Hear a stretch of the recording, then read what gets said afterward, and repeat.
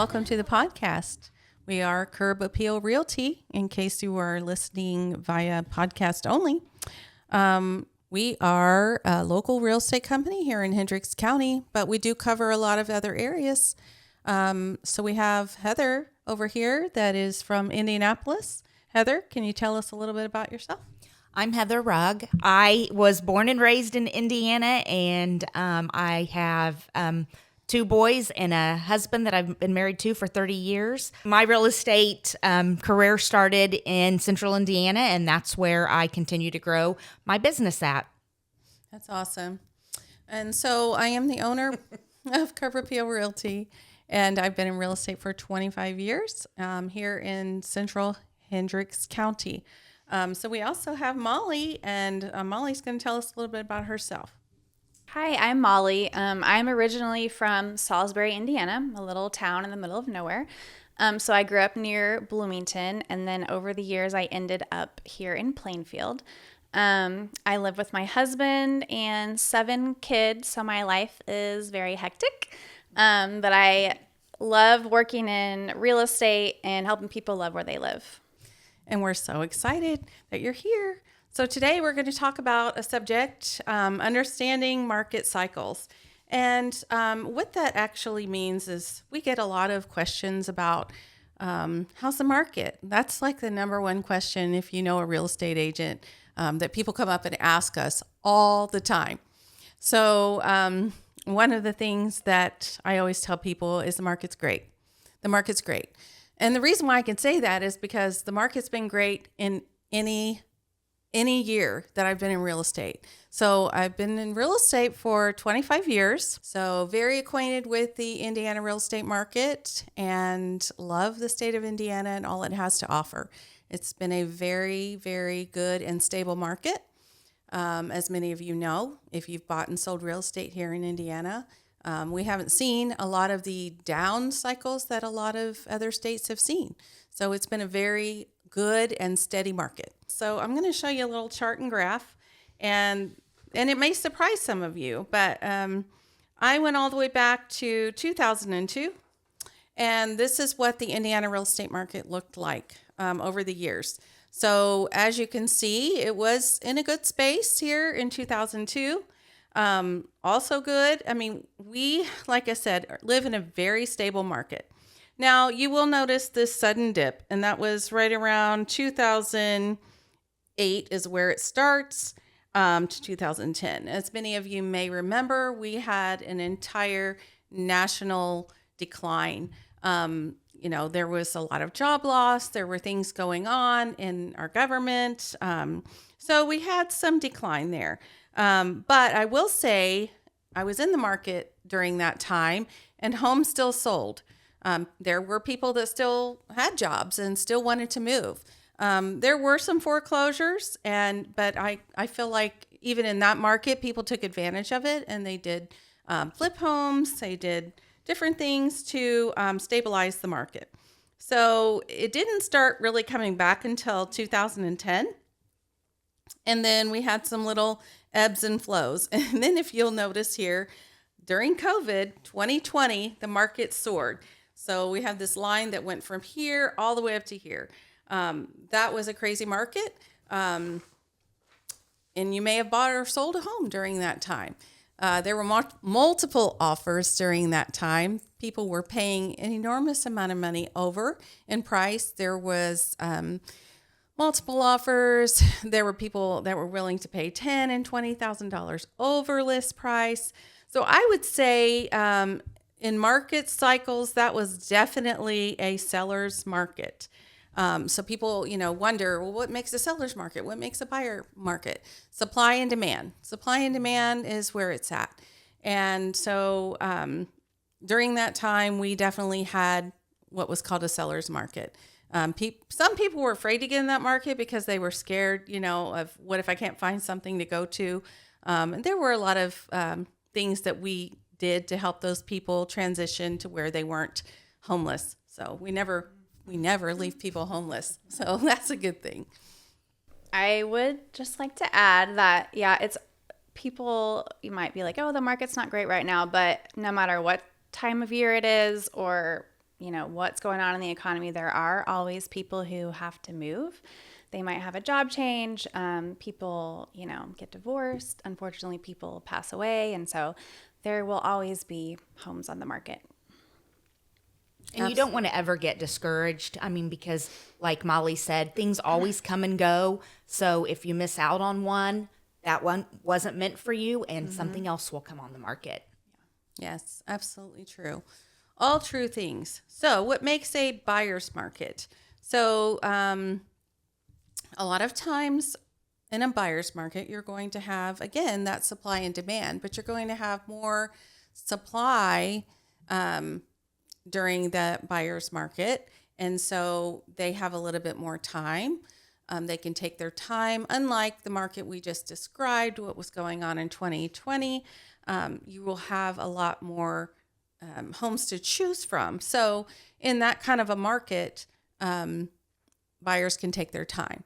Now, it might be a little frustrating for a seller when, a buyer might look at their home and they didn't make that offer right away, especially if that's the kind of market that they were used to. Maybe they bought their home in 2020 and they're like, well, why don't I have multiple offers? And then we have some explaining that we have to do, That's true. I would say right now that we are seeing more homes come on the market. So it is giving buyers maybe a little bit more advantage than it was before, which is good. Maybe not as much for the sellers, but things will still be out there. Buyers will be able to buy homes and sellers will get their homes sold. Yes, absolutely agree. I do think, though, that buyers also need to understand that it's not necessarily the market where you can offer, $100,000 under and it will be accepted. Obviously some sellers are more motivated than others. And maybe they would take a lower offer, but it's not the market where, I feel like sellers are really so desperate where they would accept something like that so low. Yes. I agree with that. I mean, I feel the same way. I mean, just because there are more homes coming on the market doesn't mean that a seller they're going to be willing to, take a huge loss on their home so it can be sold. Yeah. So we are still seeing that, I believe. Yes. And I always tell people there are pockets, like right here in Hendricks County. I mean, we have in Plainfield, we're still seeing homes go within 2 to 3 days, but it might not be everywhere. And so it really is dependent on location. Like they say in real estate, location, location, location. That's the key. So, I just had a little house that was for sale, and it was very, very far south in a tiny little town, and it felt like it was going to take forever. It is finally sold. But, there are just those locations that are kind of rural that don't have a lot of, industry, job opportunities, or, even restaurants or grocery stores that are still going to take a longer time to sell. So it is very dependent on the location of the home. And, no two homes are alike. Even in, a neighborhood where they built homes that have 4 or 5 different types of homes, they're still very dependent on what people have done to upgrade. So no two homes are alike. And so that's what makes it very unique whenever a buyer goes into a home, what they see, why isn't my home selling? Well, we have to bring up everything that's on the market or what went pending just to see what did they buy and why aren't they buying your home. So, and we have some tricks that we'll tell you in a different segment on how to get your home sold quicker.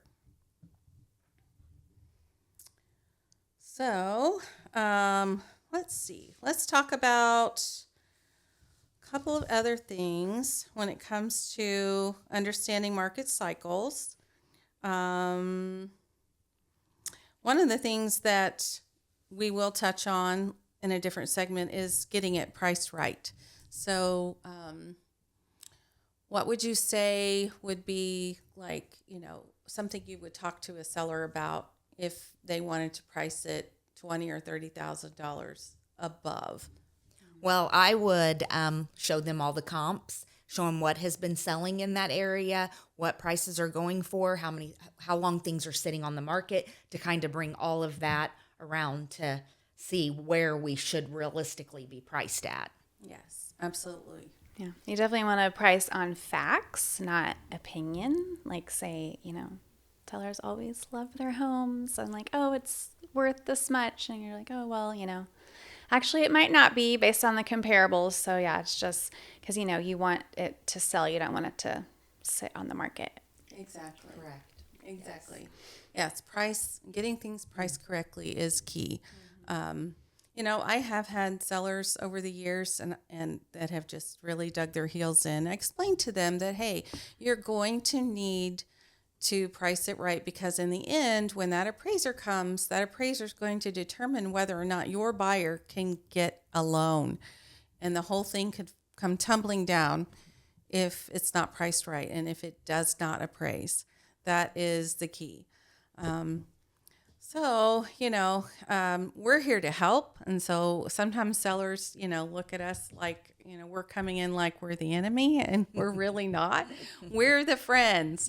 We are there to help you. And we have the knowledge, just like you wouldn't go to a car mechanic and then tell them how to fix your car, so that's who we are. We are, a home expert that has all the knowledge and wisdom to get your home sold. So, it's very important in hiring an agent to actually listen to what they have to say and really look at the comps, and not always rely on, the internet that's going to tell you what your home is worth. That's not always accurate either. We won't mention any names, but we'll just say it's not always accurate.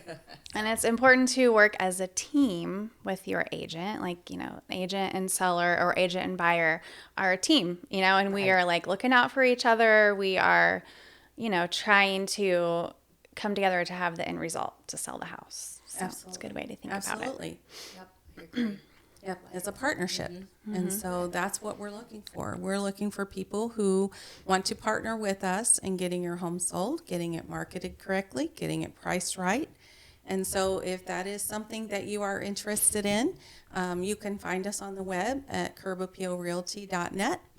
And we are available to you. And obviously, we're not just in Hendricks County, but we have Molly here that works that Bloomington market, where she's very familiar and has sold lots of homes there.